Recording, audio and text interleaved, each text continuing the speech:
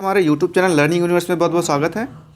प्यारे बच्चों, आज हम 7वीं क्लास की वर्कशीट नंबर 25 जो कि आज की डेट 28 दिसंबर के लिए है, उसको पढ़ेंगे, समझेंगे और उसके दिए गए प्रश्नों को सॉल्व करने का प्रयास करेंगे। तो आज का आपका जो अध्याय है, टॉपिक है मुग़ल साम्राज्य।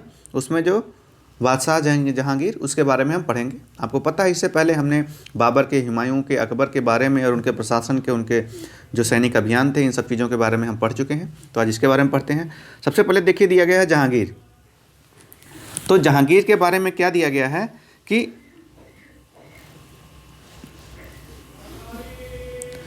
जहांगीर, आपको पता है, ये अकबर का बेटा था और इसका बचपन का नाम सलीम था। जहांगीर ने अकबर के सैन्य अभियानों को आगे बढ़ाया। मेवाड़ के सिसोदिया शासक अमर सिंह ने मुग़लों की सेवा स्वीकार की। आपको पता है कि महाराजा राणा प्रताप ने मुग़लों की जो सेवा स्वीकार नहीं की थी, लेकिन उनकी मृत्यु के बाद उनके बेटे जो थे, उन्होंने स्वीकार की। इसके बाद सिखों, अहोमों और अहमदनगर के खिलाफ अभियान चलाए, जो पूर्णतः सफल नहीं हुए। जहांगीर के शासन के अंतिम वर्षों में राजकुमार खुर्रम, जो बाद में सम्राट शाहजहां कहलाए, विद्रोह कर दिया। तो बच्चों, जहांगीर के जो पुत्र थे, उनमें से आपको पता है कि जो ये राजा महाराजा, इनके कई बीवियां होती थी। तो इनके जो एक बीवी से लड़का था, जो बाद में शाहजहां कहलाया खुर्रम, उसने विद्रोह कर दिया। किसके लिए? राज के लिए, कि मैं राजा बनूंगा और अलग होकर के। जहांगीर का सबसे ज़्यादा प्रसिद्धि इसलिए है कि इसने जो चित्रकारी में बहुत ज़्यादा काम कराए और चित्रकारी को काफ़ी बढ़ावा दिया और बहुत अच्छे अच्छे चित्रकारों को अपनी जो राज्यसभा है उसमें रखा। अब एक चीज़ और, एक जहांगीर के साथ इसकी पत्नी का जो एक बीवी थी नूरजहां, उसका नाम आता है क्योंकि वह बहुत ही खूबसूरत थी और उसने अब जहांगीर पर उसका बहुत ज़्यादा प्रभाव था और उसने शासन में कई सारे सुधार भी किए, कई सारी अपने प्रभाव से कार्यक्रम भी चलाए। तो उसके बारे में पढ़ लेते हैं कि मेहरुन्निसा, उसका जो नूरजहां थी, उसका बचपन का नाम क्या था? मेहरुन्निसा। 1611 में जहांगीर से विवाह किया। नूरजहां हमेशा जहांगीर के प्रति अत्यधिक वफादार रही और उसको समय समय पर सहयोग देती रही। नूरजहां के सम्मान में जहांगीर ने चांदी के सिक्के जारी कराए। आपको पता है कि जब राजा किसी से प्रभावित होता था या तो उसके सम्मान में चांदी के सिक्के या सोने के सिक्के चलवाते थे, जिनमें से एक और स्वयं के खिताब उत्कीर्ण थे और दूसरी ओर यह वाक्य रानी बेगम नूरजहां के नाम से गढ़ा गया था।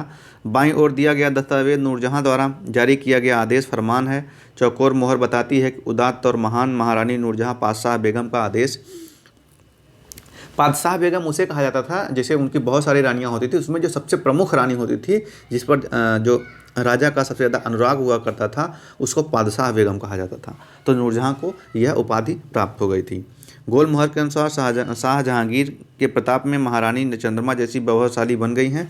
हम कामना करते हैं कि नूरजहां पातशाह इस युग में सर्वोत्तम महिला बनी रहे। और आपको पता है कि मुग़ल साम्राज्य अपने समय का विश्व का सबसे विशाल साम्राज्य था, तो उसकी महारानी होना कितने महत्व की बात थी। तो हमने ये पढ़ लिया और नूरजहां के बारे में पढ़ लिया, कैसे उसने नूरजहां से प्रभावित होकर के उसके बारे में मोहर चांदी की छपवाई थी। अब शाहजहां की बात करते हैं। शाहजहां जहांगीर का एक बेटा था जिसका बचपन का नाम खुर्रम था। इसके और बेटे थे, खुसरो भी था। लेकिन आपको पता है, जैसा कि मुग़ल वंश में क्या था, कोई उत्तराधिकार का नियम नहीं था। तो जो बेटा सबसे शक्तिशाली होता था, अपने भाइयों को युद्ध में मार के या उनको हरा करके राजा बन जाता था। दक्कन में शाहजहां के अभियान जारी रहे। अफ़गान अभिजात खान जहान लोदी ने विद्रोह किया और वह पराजित हुआ। अहमदनगर के विरुद्ध अभियान हुआ, जिसमें बुंदेलों की हार हुई और ओरछा पर कब्जा कर लिया गया। ओरछा, आपको पता है कि ये मध्य प्रदेश बुंदेलखंड का जो रीजन है, वहाँ की जगह है। तो यहाँ पे उसने भी उनको पर कब्जा किया। उत्तर पश्चिम में बल्ख पर कब्जा करने के लिए उज़्बेकों के विरुद्ध अभियान किया, जो असफल रहा। परिणाम स्वरूप कांधार सफ़ाविदों के हाथ में चला गया। तो जो उसने जो उत्तर पश्चिम में अभियान चलाया, वहाँ पर वह असफल रहा और इस कारण से कांधार जो है मुग़ल साम्राज्य के हाथ से निकल गया। 1632 में अंततः अहमदनगर को मुग़लों के राज्य में मिला लिया गया और बीजापुर को सेनाओं ने सुलह के लिए निवेदन किया। और 1632 में अहमदनगर, जो कि दक्षिण का एक राज्य था, अब तक मुग़ल साम्राज्य में नहीं मिले था, उसको भी मिला लिया गया। 1657-58 में शाहजहां के पुत्रों के बीच उत्तराधिकार को लेकर के झगड़ा हुआ और इसमें जो है औरंगजेब ने अपने बाकी विजय हुई और दारा शिकोह समेत अपने 3 भाइयों को मौत के घाट औरंगजेब ने उतार दिया। शाहजहाँ का जो सबसे बड़ा बेटा था दारा शिकोह, शाहजहाँ उसे ही अपना उत्तराधिकारी बनाना चाहता था, लेकिन औरंगजेब क्योंकि यह सबसे ज़्यादा प्रभावी निकला और उसने अपने भाइयों को युद्ध में पराजित करके उनकी हत्या कर दी और राजा बन गया। अब बच्चों आपके लिए क्रियाकलाप क्या करना है कि मुगल साम्राज्य शाहजहाँ को अब उनकी स्थापत्य कला यानी इमारत व वास्तुकला की उपलब्धियों के लिए अधिक जाना जाता है। उनसे जुड़े कुछ स्मारकों के विषय में जानकारी एकत्र कीजिए। तो आपको जानकारी एकत्र करना है बच्चों, जो उन्होंने कुछ इमारतें बनाई हैं, बहुत सारी इमारतें बनाई हैं, जैसे कि आप देखिए ताजमहल शाहजहाँ ने बनवाया है, दिल्ली का लाल किला, ऐसे और भी दिल्ली के में बहुत सारी लाल किले के अंदर इमारतें हैं जो उसने बनवाया है। तो इसे आप लिखेंगे, उसके बारे में जानकारी इकट्ठा कर लीजिएगा। प्रश्न है शाहजहाँ के विजय अभियानों पर एक नोट लिखिए। आपको जो इसके विजय अभियान ऊपर दिए गए हैं इनको ही नोट करके लिखना है। आपने पढ़ा कि नूरजहाँ का साम्राज्य जहांगीर पर काफ़ी प्रभाव था। क्या आपको लगता है कि उस समय आम स्त्रियों का जीवन भी उतना सुखदायक होगा? नहीं, उस समय आम स्त्रियों का जीवन उतना सुखदायक नहीं था।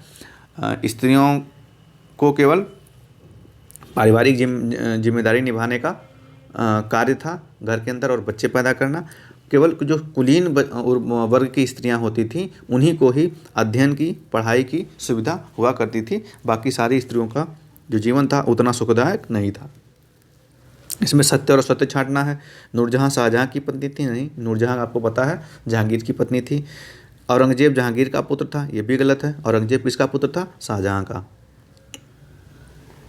अब आपके लिए एक क्रियाकलाप और है कि मान लीजिए आप आप एक मुगल सम्राट हैं, उत्तराधिकार के होने वाले युद्ध को रोकने के लिए कुछ उपाय बताइए। तो आप क्या उपाय करते हैं उत्तराधिकार के युद्ध को रोकने के लिए? आपको अपना बच्चों उत्तर देना है, इसमें किसी का उत्तर सही या गलत नहीं होगा।